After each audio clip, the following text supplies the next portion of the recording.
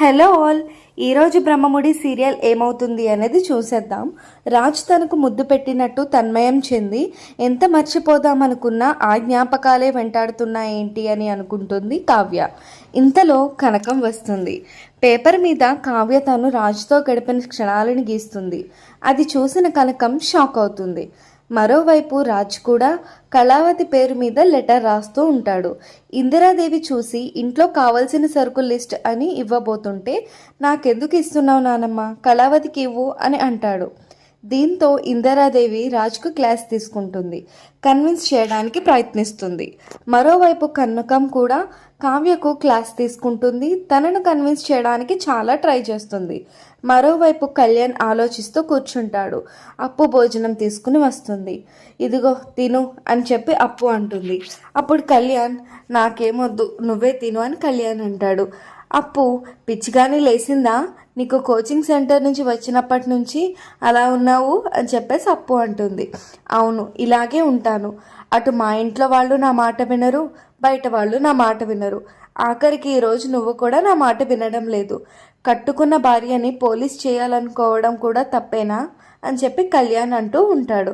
అప్పుడు అప్పు, అది కాదు కూచి, ఒక్కసారి నేను చెప్పేది విను. ఇప్పుడు అన్ని డబ్బులు మనకి ఎక్కడి నుంచి తీసుకొస్తాం చెప్పు అని అప్పు అంటుంది. అది నా బాధ, ఏదైనా పడతాను, నీకెందుకు అని చెప్పి కళ్యాణ్ అంటాడు. అప్పుడు అప్పు, నువ్వు కష్టపడుతూ ఉంటే నేను చూస్తూ ఉండగలనా? పెళ్లికి ముందు నేను కష్టపడ్డాను, నువ్వు రాకుమారుడిలా పెరిగావు, కానీ ఇప్పుడు నా కోసం నువ్వు కష్టపడుతున్నావు అని చెప్పేసి అప్పు అంటుంది. భర్తగా నేను ఓడిపోతున్నానేమో అని నాకు బాధగా ఉంది. ఒక్కసారి నా వైపు నుంచి ఆలోచించు.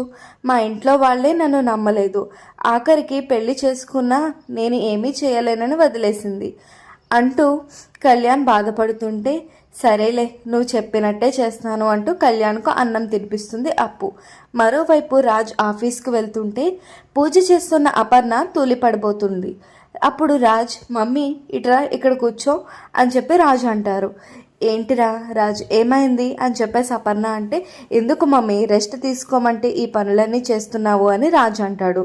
పూజ పని కాదురా, మనం భారాన్నంతా భగవంతుని మీద వేయడానికి మనకు ఉన్న సాధనం అదొక్కటే.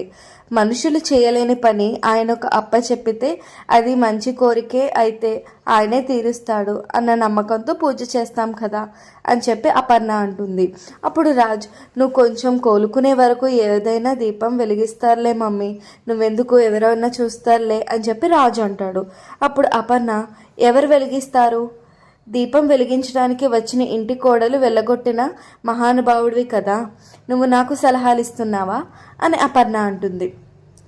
అప్పుడు రాజ్, నువ్వు ఆవేశపడకు మమ్మీ అని చెప్పేసి అంటాడు.